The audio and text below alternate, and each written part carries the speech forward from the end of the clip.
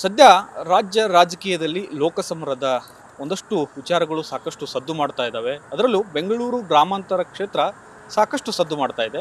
ಇದರ ನಡುವೆ ಇನ್ನೊಂದು ರಾಜಕೀಯದಲ್ಲಿ ಸಂಚಲನವನ್ನು ಉಂಟು ಮಾಡ್ತಕ್ಕಂಥ ಒಂದು ವಿಚಾರ ಈಗ ವ್ಯಕ್ತವಾಗ್ತಕ್ಕಂಥದ್ದು. ಪ್ರಮುಖವಾಗಿ ಬಿಜೆಪಿಯಲ್ಲಿ ಇರ್ತಕ್ಕಂಥ ಹಿರಿಯ ನಾಯಕರು ಆಗಿರ್ತಕ್ಕಂಥ CP ಯೋಗೇಶ್ವರ್ ಅವರ ಮಗಳು ಆಗಿರ್ತಕ್ಕಂಥ ನಿಶಾ ಯೋಗೇಶ್ವರ್ ಅವರು ಕಾಂಗ್ರೆಸ್ ಪಕ್ಷವನ್ನು ಸೇರ್ತಾ ಇದ್ದಾರೆ ಅನ್ನುವಂಥ ವಿಚಾರ ಸಾಕಷ್ಟು ಚರ್ಚೆ ಆಗ್ತಾ ಇದೆ. ಯಾಕೆ, ಏನು, ಎತ್ತ ಎಲ್ಲವನ್ನು ಅವರಿಂದನೇ ತಿಳ್ಕೊಳ್ಳೋಣ. ನಮ್ಮ ಜೊತೆಗೆ ನಿಶಾ ಯೋಗೇಶ್ವರ್ ಅವರು ಇದ್ದಾರೆ. ಮೇಡಮ್, ತಾವು ಕಾಂಗ್ರೆಸ್ ಪಕ್ಷವನ್ನು ಸೇರೋಕ್ಕೆ ಪ್ರಯತ್ನವನ್ನು ಮಾಡ್ತಾ ಇದ್ರಿ ಅನ್ನುವಂಥ ಒಂದಷ್ಟು ವಿಚಾರಗಳು ಗೊತ್ತಾಯಿತು. ತಾವು ಕಾಂಗ್ರೆಸ್ ಪಕ್ಷ ಸೇರ್ತಾ ಇರೋದು ಯಾವ ಕಾರಣಕ್ಕಾಗಿ, ರಾಜಕೀಯಕ್ಕೆ ಇದೇ ಮೊದಲ ಅಥವಾ ಮುಂಚೆಯಿಂದನೂ ಕೂಡ ರಾಜಕೀಯ ಕ್ಷೇತ್ರದಲ್ಲಿ ಕೆಲಸ ಮಾಡ್ತಾ ಇದ್ರಿ ಅಂತ? ನಾನು ಸಕ್ರಿಯವಾಗಿ ರಾಜಕೀಯಕ್ಕೆ ಬರಬೇಕು ಅಂತ ನಿರ್ಧಾರ ತೊಗೊಂಡಿದ್ದೀನಿ. ಚಿಕ್ಕವಳಿಂದಲೇ ನಾನು ಜನರ ಮಧ್ಯದಲ್ಲಿ ಬೆಳೆದಿದ್ದೀನಿ. ಅವ್ರಿಗೋಸ್ಕರ ಇನ್ನಷ್ಟು ನನ್ನ ಜೀವನದಲ್ಲಿ ಹೋರಾಟ ಮಾಡಬೇಕು ಅಂತ ಈ ಒಂದು ನಿರ್ಧಾರ.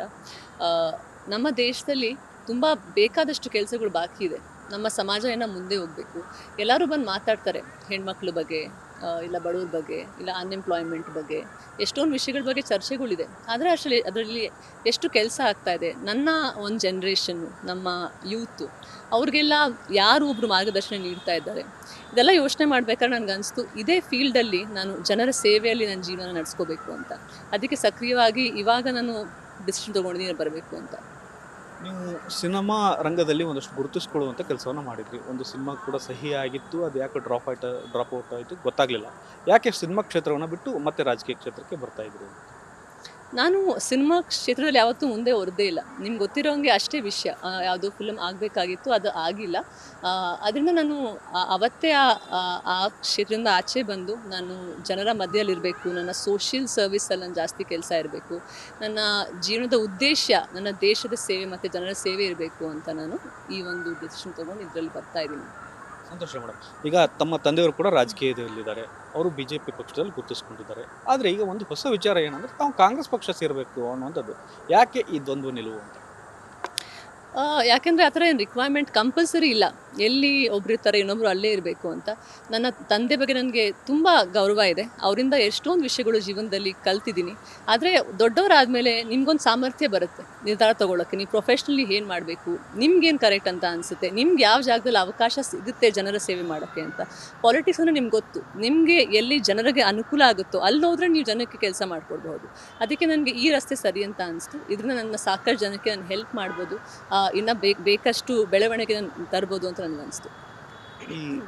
ಈ ರಸ್ತೆ ಈಗ ಯಾವ ಕಾಂಗ್ರೆಸ್ ಪಕ್ಷದ ರಸ್ತೆ ಬಗ್ಗೆ ತಮ್ಮ ತಂದೆಯವ್ರ ಜೊತೆ ಏನಾದ್ರು ಚರ್ಚೆ ಮಾಡಿದರೆ?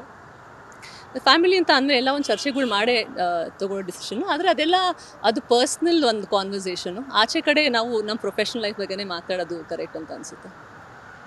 ಈಗ ನೀವು ತಂದೆಯವರು BJP ಪಕ್ಷದಲ್ಲಿದ್ದಾರೆ, ತಾವು ಅಲ್ಲಿ ಇರಬೇಕು ಅಂತ ಏನಿಲ್ಲ. ಆದರೆ ಈಗ ನೀವು ಕಾಂಗ್ರೆಸ್ ಪಕ್ಷ ಅಂತ ಬಂದಾಗ ಎರಡೂ ವೈರುಧ್ಯ ಇರತಕ್ಕಂಥ ಪಕ್ಷಗಳು, ಸಿದ್ಧಾಂತಗಳು ಕೂಡ ವೈರುಧ್ಯ ಇರತಕ್ಕಂಥದ್ದು. ಇಂತಹ ಸಂದರ್ಭದಲ್ಲಿ ನೀವು ಚನ್ನಪಟ್ಟಣದಲ್ಲೇ ರಾಜಕೀಯ ಮಾಡೋದಾದರೆ ಅಲ್ಲಿ ತಂದೆಯವ್ರನ್ನೇ ಎದುರು ಹಾಕ್ಕೊಂಡು ರಾಜಕೀಯ ಮಾಡಬೇಕಾಗತ್ತೆ. ಅದಕ್ಕೆಲ್ಲಕ್ಕೂ ಪ್ರಿಪೇರ್ ಆಗಿದ್ದೀರಾ ಅಂತ? ಅದರ ನಿಮ್ಮ ಸಮಯ ಹೇಳುತ್ತೆ ನಾನು ಯಾವುದಕ್ಕೆ ಪ್ರಿಪೇರ್ ಆಗಿದ್ದೀನಿ, ಯಾವುದಕ್ಕಿಲ್ಲ ಅಂತ. ಸಮಯಕ್ಕಿಂತ ಯಾವುದೂ ಬಲಿಷ್ಠ ಅಲ್ಲ. ಸಮಯನ ಎಲ್ಲದಕ್ಕಿಂತ ದೊಡ್ಡದು. ಅದಕ್ಕೆ ಸಮಯ ಜನಕ್ಕೆಲ್ಲ ಒಂದು ಉತ್ತರ ಕೊಡುತ್ತೆ. ನಾನು ಒಂದೇ ಹೇಳೋಕ್ಕೆ ಇಷ್ಟಪಡ್ತೀನಿ, ನಾನು ಇಲ್ಲಿ ಅಲ್ಲಿ ಯಾರು ಅಂತ ಅದ್ರ ಬಗ್ಗೆ ನಾನು ಜಾಸ್ತಿ ಮಾತಾಡೋಕ್ಕೆ ಇಷ್ಟಪಡಲ್ಲ. ನಾನು ಜನರ ಜೊತೆಲಿದ್ದೀನಿ. ಜನರಿಗೆ ಏನು ಒಳ್ಳೇದಾಗುತ್ತೋ ಆ ಜಾಗದಲ್ಲಿ ನಾನು ನಿಂತೀನಿ. ಯಾವ ಕ್ಷೇತ್ರದಲ್ಲಿ ರಾಜಕೀಯ ಮಾಡ್ತೀರಾ ಅಂತ? ಚನ್ನಪಟ್ಟಣ ಕ್ಷೇತ್ರ ಆಯ್ಕೆ ಮಾಡ್ಕೋತೀರಾ ಅಥವಾ ಬೆಂಗಳೂರಿನ ಯಾವ್ದಾದ್ರು ಒಂದು ಕ್ಷೇತ್ರದಲ್ಲಿ ಆಯ್ಕೆ ಮಾಡ್ಕೋತೀರಾ ಅಂತ? ನನಗೆ ಜನ ಪರಿಚಯ ಚನ್ನಪಟ್ಟಣದಲ್ಲೇ. ಅಲ್ಲೇ ನಾನು ಹುಟ್ಟು ಬೆಳೆದಿದ್ದು, ಅಲ್ಲೇ ನನ್ನ ಜಾಸ್ತಿ ಕೆಲಸಗಳು ತುಂಬ ವರ್ಷದಿಂದ ಮಾಡ್ಕೊಬರ್ತಾ ಇದ್ದೀನಿ.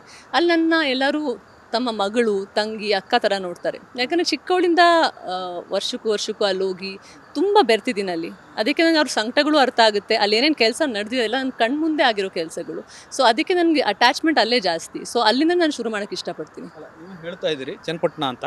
ಅಲ್ಲಿ ಚನ್ನಪಟ್ಟಣದಲ್ಲಿ ನೀವು ರಾಜಕೀಯ ಆರಂಭ ಮಾಡೋದಾದರೆ ಪ್ರಮುಖವಾಗಿ ನಿಮ್ಮ ತಂದೆಯವರೇ ಎದುರಾಳಿ ಆಗ್ತಾರೆ. ಅದನ್ನು ಹೇಗೆ ನಿಭಾಯಿಸ್ತೀರಿ ಅಂತ? ಇದು ನಿಮ್ಗೆ ಹೇಳ್ದಂಗೆ ಇದೆಲ್ಲ ಇದು ವಿರುದ್ಧ ಇಲ್ಲ ಅವ್ರ ಪರವಾಗಿ ಅಂತ ಈ ಪ್ರಶ್ನೆ ಬರಲ್ಲ. ಯಾಕಂದರೆ ಪ್ರಶ್ನೆ ಬರೋದು ನಮ್ಮ ಒಂದು ಪ್ರೊಫೆಷ್ನಲ್ ಚಾಯ್ಸಸ್ ಏನು ಅಂತ, ನಾವು ಪ್ರೊಫೆಷ್ನಲ್ ಲೈಫಲ್ಲಿ ಹೇಗೆ ಮುಂದೆ ಹೊರಿಬೇಕು ಅಂತ. ಸೊ ಅದಕ್ಕೆ ನೀವು ಹೇಳ್ದಂಗೆ ಅದರಲ್ಲಿ ಇದು ವಿರುದ್ಧವಾದ ಬರಲ್ಲ. ಯಾವತ್ತೂ ಅವರು ನಾನು ಅವ್ರ ಜೊತೆನೇ, ಯಾಕಂದರೆ ಅವ್ರ ಮಗಳು ನಾನು. ಅದು ಹೌದು, ನಾವು ಒಪ್ಕೊಳ್ಳೋಣ. ಆದರೆ ರಾಜಕೀಯ ಅಂತ ಬಂದಾಗ ವೈರುಧ್ಯವಾದಂಥ ಪಕ್ಷಗಳಂದಾಗ ಟೀಕೆ ಟಿಪ್ಪಣಿಗಳು ಬಂದೇ ಬರುತ್ತೆ. ಅದನ್ನು ಹೇಗೆ ನಿಭಾಯಿಸ್ತೀರಿ ಅನ್ನುವಂಥದ್ದು ಒಂದು. ಆಮೇಲೆ ತಂದೆ ವಿರುದ್ಧ ನೀವು ರಾಜಕೀಯ ಮಾಡಬೇಕಾದಾಗ ಒಂದಷ್ಟು ನೀವು ಕೂಡ ಅವರನ್ನು ಟೀಕೆ ಮಾಡಬೇಕಾದಂಥ ಅನಿವಾರ್ಯತೆ ಬರ್ಬೋದು. ಅದನ್ನೆಲ್ಲ ಹೇಗೆ ನಿಭಾಯಿಸ್ತೀರಿ ಅಂತ? ಅದು ನಿಮ್ಮ ಸಮಯನೇ ಹೇಳುತ್ತಲ್ಲ ನಾನು ಹೇಗೆ ನಿಭಾಯಿಸ್ತೀನಿ ಅಂತ. ಬಟ್ ನನಗನ್ಸುತ್ತೆ ನಾನು ಅವರ ಟೀಕೆ ಮಾಡೋ ಅವಶ್ಯಕತೆ ಯಾವತ್ತೂ ಇಲ್ಲ. ಯಾಕೆಂದರೆ ನಾನು ಇವತ್ತವರೆಗೂ ಯಾರನ್ನೂ ಟೀಕೆ ಮಾಡಲ್ಲ. ಮುಂದೆ ಹೋಗಿ ನಾನು ಆ ಥರ ಒಂದು ಎಕ್ಸಾಂಪಲ್ ಸೆಟ್ ಮಾಡೋಕ್ಕೆ ಇಷ್ಟಪಡಲ್ಲ. ಆದರೆ ಮಿಕ್ಕಿದ್ದು ನಾವು ಜನರ ಜೊತೆಗೆ ಏನೇನು ಕೆಲಸ ಮಾಡಬೇಕು ಅದೆಲ್ಲ ಕೆಲಸ ಮಾಡೇ ಮಾಡ್ತೀನಿ. ನೀವು ಜನರ ಜೊತೆ ಕೆಲಸ ಮಾಡ್ತೀರಿ, ಜನರ ಆಯ್ಕೆ ಬಯಸಿ ಕ್ಷೇತ್ರಕ್ಕೆ ಬರ್ತಾ ಇದ್ರೆ ಇಲ್ಲಿ ಪ್ರಶ್ನೆ ಉದ್ಭವ ಆಗ್ತಕ್ಕಂಥದ್ದು, ಒಂದು ಪಕ್ಷದ ಆಡಳಿತ ವಿರೋಧಿ ಅಲೆ ಅಥವಾ ಒಂದು ಪಕ್ಷದ ದೌರ್ಬಲ್ಯಗಳನ್ನು ತೋರಿಸದೆ ಹೋದರೆ ತಾವು ರಾಜಕೀಯ ಮಾಡೋಕ್ಕಾಗಲ್ಲ. ಆ ತೋರಿಸ್ಬೇಕಾದಂಥ ಸಂದರ್ಭದಲ್ಲಿ ನಿಮ್ಮ ಮೇಲೆ ಅವರಾದರೂ ಟೀಕೆ ಮಾಡ್ಬೋದು, ಅವ್ರ ಮೇಲೆ ನೀವು ಟೀಕೆ ಮಾಡ್ಬೋದು. ಆಗ ಒಂದಷ್ಟು ಜನರಿಗೆ ಕನ್ಫ್ಯೂಷನ್ ಆಗ್ತಕ್ಕಂಥ ಲೆಕ್ಕಾಚಾರಗಳು ಇರ್ತವೆ ಅನ್ನೋದು. ಜನರಿಗೆ ಯಾವತ್ತೂ ಎಲ್ಲಿಂದ ಏನು ಸಿಗುತ್ತೆ ಅನ್ನೋದು ಮುಖ್ಯ ಹೊರತು ಎಲ್ಲಿಂದ ಏನು ಸಿಗಲ್ಲ ಅಂತ ಅಲ್ಲ. ನಾನು ಇವತ್ತು ಯಾವ ರಸ್ತೆಯಲ್ಲಿ ನಡೀತಾ ಇದ್ದೀನಿ ಅಂತ ನನ್ನಿಂದ ಏನು ಆಗುತ್ತೆ ಅನ್ನೋ ರಸ್ತೆಯಲ್ಲಿ ಜನ ಅದನ್ನು ನಿರ್ಧಾರ ತೊಗೊಳ್ತಾರೆ. ಅವ್ರಿಗೆ ಗೊತ್ತಾಗುತ್ತೆ ನನ್ನ ಕೆಲಸದಲ್ಲಿ ಎಷ್ಟು ಬೆಲೆ ಇದೆ ಅಂತ. ಅದ್ರ ಒಂದು ಆಧಾರದ ಮೇಲೆ ಅವ್ರು ಡಿಸೈಡ್ ಮಾಡ್ತಾರೆ. ಸರಿ, ಈಗ ಕೇಳಬೇಕು ಕೇಳಬಾರ್ದು ಗೊತ್ತಿಲ್ಲ, ತಂದೆ ಮಗಳ ಸಂಬಂಧ ಚೆನ್ನಾಗಿದೆಯಾ? ಚೆನ್ನಾಗಿದೆ. ಯಾವುದೇ ದ್ವಂದ್ವ ನಿಲುವುಗಳಿಲ್ಲ, ಯಾವುದೇ ವೈಮನಸ್ಸುಗಳಿಲ್ಲ ಅನ್ನೋದು. ನಾನು ನಿಮ್ಗೆ ಹೇಳ್ದಲ್ಲ, ಯಾಕಂದರೆ ನಾ ಪ್ರೊಫೆಷ್ನಲ್ ಲೈಫು ನನಗೆ ಯಾಕೆ ಪದೇ ಪದೇ ಪ್ರಶ್ನೆ ಕೇಳ್ತಾ ಇದ್ದೀರಾ ಅಂತ ಅಂದರೆ, ನಾವು ಯಾವುದಾದ್ರೂ ಒಂದು ಎಕ್ಸಾಮ್ ಬರೀಬೇಕಾದ್ರೆ ಪೇರೆಂಟ್ಸ್ ನಿಮಗೆ ಓದಿಸ್ತಾರೆ. ಪೋಷಕರ ಕೆಲಸ ಏನು, ನಿನ್ನ ಸ್ಕೂಲ್ ಕಲಿಸ್ತಾರೆ, ಓದಿಸ್ತಾರೆ, ಎಲ್ಲ ಒಂದು ಹೇಳ್ಕೊಡ್ತಾರೆ. ಅದು ಎಕ್ಸಾಮ್ ಯಾರು ಬರೀಬೇಕಾಗಿರೋದು? ಮಕ್ಕಳು ತಾನೆ. ಸೊ ಆ ಒಂದು ನನ್ನ ಸಿಚುವೇಶನ್ ಜೀವನದಲ್ಲಿ ಇವಾಗ ನನ್ನ ಒಂದು ಪರೀಕ್ಷೆ ನಾನು ಕೊಡ್ತಾ ಇದ್ದೀನಿ. ನನಗೆ ಭಗವಂತ, ನಾನು ಕಾಮಾಖ್ಯನ ತುಂಬ ನಂಬಿದ್ದೀನಿ. ಅವರೇ ನನಗೆಲ್ಲ ಆಶೀರ್ವಾದ ಕೊಟ್ಟು ಮುಂದೆ ವರ್ಷ ನನಗೆ ಸಂಪೂರ್ಣ ನಂಬಿಕೆ ಇದೆ ಅದರಲ್ಲಿ. ಇದರ ಮುಂದುವರೆದು ಇನ್ನೊಂದು ಪ್ರಶ್ನೆ ಕೇಳ್ತೇನೆ ಮೇಡಮ್. CP ಯೋಗೇಶ್ವರ್ ಅವರು ಕೂಡ ಈಗ ಸಕ್ರಿಯವಾಗಿ BJPಯಲ್ಲಿ ಇದ್ದಾರೆ, ಆದರೂ ಕೂಡ ಅವ್ರು ಕಾಂಗ್ರೆಸ್ ಸೇರುವಂಥ ಪ್ರಯತ್ನಗಳನ್ನು ಮಾಡಬಹುದು ಅನ್ನೋಂಥ ಒಂದಷ್ಟು ಮಾತುಗಳಿದ್ದಾವೆ. ಹಿಂದಿನಿಂದಲೂ ಕೂಡ ಇದ್ದಾವೆ ಚರ್ಚೆಗಳು. ತಾವು ಮುಂದೆ ಹೋದರೆ ಅವ್ರು ಹಿಂದೆ ಬರ್ತಾರಾ ಅಂತ? ಈ ಪ್ರಶ್ನೆ ಮೋಸ್ಟ್ಲಿ ನೀವು ಅವ್ರನ್ನೇ ಕೇಳಬೇಕು. ಅವ್ರೇನು ಯೋಚನೆ ಮಾಡ್ತಾ ಇದ್ದಾರೆ ಅಂತ ನಾನು ಹೇಳೋಕ್ಕಾಗಲ್ಲ. ಇನ್ನೊಂದು ಮೇಡಮ್, ನೀವು ಕಾಂಗ್ರೆಸ್ ಪಕ್ಷ ಸೇರ್ಪಡೆ ಆಗೋದಾದರೆ ಯಾರ ಜೊತೆ ಮಾತುಕತೆ ಆಗಿದೆ, ಹೇಗೆ, ಯಾವತ್ತು ಅನ್ನೋದು ಒಂದಷ್ಟು ಸ್ಪಷ್ಟನೆ ಬೇಕು. ಒಂದು 8 ತಿಂಗಳು ಮುಂಚೆ ನಾನು ಶಿವಕುಮಾರ್ ಸರ್ ಜೊತೆ ಭೇಟಿಯಾಗಿದ್ದೆ, DK ಶಿವಕುಮಾರ್ ಸರ್ ಜೊತೆಲಿ. ಅದಾದಮೇಲೆ ನಂತರ ಸುರೇಶ್ ಸರ್ ಜೊತೆ ಭೇಟಿಯಾಗಿದ್ದೆ, ರಘುವಂದ್ರ ರಾಮಣ್ಣ ಸರ್ ಜೊತೆ, ಹಲವಾರು ಹಿರಿಯ ಲೀಡರ್ ಜೊತೆ ಎಲ್ಲರ ಜೊತೆನೂ ಭೇಟಿಯಾಗಿದ್ದೀನಿ, ಮಾತುಕತೆಯಲ್ಲಿ ಇದ್ದೀನಿ ಸಹ. ಮುಂದಿನ ನಿರ್ಧಾರ ಅದು ಅವ್ರ ಕೈಯಲ್ಲಿದೆ. ಅವ್ರಿಗೆ ಯಾವಾಗ ಸರಿ ಅಂತ ಅನಿಸುತ್ತೋ, ಯಾಕಂದರೆ ಅವ್ರು ತುಂಬ ಹಿರಿಯರು, ಅದಕ್ಕೆ ಅವ್ರಿಗೇನು ಸರಿ ಅಂತ ಅನಿಸುತ್ತೋ ಆದರೆ ನಾನು ಓಕೆ ಆಗಿರ್ತೀನಿ. ನಾಳೆನೇ ಸೇರ್ಪಡೆ ಅಂದರೆ ನಾಳೆನೇ ಸೇರ್ತೀರಿ? ಹೌದು, ನಾನು ರೆಡಿ ಆಗಿದ್ದೀನಿ. ಈಗ ಲೋಕಸಭಾ ಚುನಾವಣೆ ನಡೀತಾ ಇದೆ, ಗ್ರಾಮಾಂತರ ಕ್ಷೇತ್ರ ಕೂಡ ನಿಮ್ಮದು ಚನ್ನಪಟ್ಟಣ ಅಲ್ಲಿಗೆ ಬರುತ್ತೆ. ಸೊ ಅಲ್ಲಿ ಕೆಲಸ ಮಾಡೋಕ್ಕೆ ತಾವು ರೆಡಿ ಆಗ್ತೀರಿ? ನಾನು ಪಾರ್ಟಿ ಸೇರಿದಾಗ ಪಾರ್ಟಿಗೆ ನಾನು ಕೆಲಸ ಮಾಡಲೇಬೇಕು ತಾನೆ. ಅದೇ ಉದ್ದೇಶದಿಂದ ಮುಂದೆ ಹೋಗ್ತಿರೋದು. ನಾನು ಯಾವತ್ತು ನನಗೆ ನಿರ್ಧಾರ ಬರುತ್ತೋ ಆವತ್ತಿಂದ ನಾನು ಕೆಲಸ ಶುರು ಮಾಡ್ತೀನಿ. ಪಕ್ಷ ಯಾವ ರೋಲ್ ಕೊಟ್ಟರು ನಿಭಾಯಿಸ್ತೀರಿ? ಹೌದು. ಇನ್ನೊಂದು ಕೊನೆ ಪ್ರಶ್ನೆ ಮೇಡಮ್. ಈಗ ಕುಮಾರಸ್ವಾಮಿ ಅವರು ಮಂಡ್ಯ ಎಲೆಕ್ಷನ್ಗೆ ನಿಂತ್ಕೊಂಡಿದ್ದಾರೆ. ಅವರು ಚನ್ನಪಟ್ಟಣದ ಶಾಸಕರು ಕೂಡ. ಒಂದು ವೇಳೆ ಅಕಸ್ಮಾತ್ತಾಗಿ ಅವರು ಮಂಡ್ಯ ಚುನಾವಣೆಯಲ್ಲಿ ಗೆದ್ದರೆ ಉಪಚುನಾವಣೆ ಚನ್ನಪಟ್ಟಣಕ್ಕೆ ಬರುತ್ತೆ. ಅದಕ್ಕೆ ಕಾಂಗ್ರೆಸ್ ಪಕ್ಷದ ಆಸ್ಪಿರೆಂಟ್ ಆಗಿ ತಾವು ಇರ್ತೀರಾ?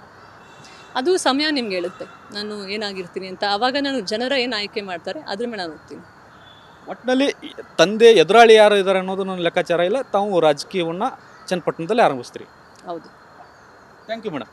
ಇದಿಷ್ಟು ನಿಶಾ ಯೋಗೇಶ್ವರ್ ಅವರ ಸ್ಪಷ್ಟನೆ. ತಂದೆ ಅಥವಾ ಮಿಕ್ಕಿದ ಸಂಬಂಧಗಳನ್ನು ಹೊರತುಪಡಿಸಿ ನನ್ನದೇ ಆದಂಥ ದಾರಿಯನ್ನು ನಾನು ಆಯ್ಕೆ ಮಾಡ್ಕೊಳ್ತಾ ಇದ್ದೇನೆ, ಅಷ್ಟು ಪ್ರೌಢಿಮೆ ನನಗೆ ಬೆಳೆದಿದೆ, ಆ ದಿಕ್ಕಿನಲ್ಲಿ ಸಾಗ್ತಾ ಇದ್ದೇನೆ. ಈಗಾಗಲೇ ಕಾಂಗ್ರೆಸ್ ಪಕ್ಷದ ಹಿರಿಯ ನಾಯಕರು ಆದಂಥ DK ಶಿವಕುಮಾರ್ ಮತ್ತು DK ಸುರೇಶ್ ಜೊತೆ ಕೂಡ ಮಾತುಕತೆ ನಡೆಸಿದ್ದೇನೆ. ಅವರು ಯಾವತ್ತೂ ಗ್ರೀನ್ ಸಿಗ್ನಲ್ ಕೊಡ್ತಾರೆ ಪಕ್ಷವನ್ನು ಸೇರೋಕ್ಕೆ, ಅವತ್ತು ನಾನು ಕಾಂಗ್ರೆಸ್ ಪಕ್ಷವನ್ನು ಸೇರ್ತೇನೆ ಅನ್ನುವಂಥ ಮಾತನ್ನು ಹೇಳ್ತಾ ಇದ್ದಾರೆ. ಕ್ಯಾಮ್ರಾಮನ್ ಮಹೇಶ್ ಜೊತೆ ಬಸವರಾಜ್ ಚರಂತಿಮಾಟ್, ರಿಪಬ್ಲಿಕ್ ಕನ್ನಡ, ಇದು ನಿಮ್ಮ ಧ್ವನಿ.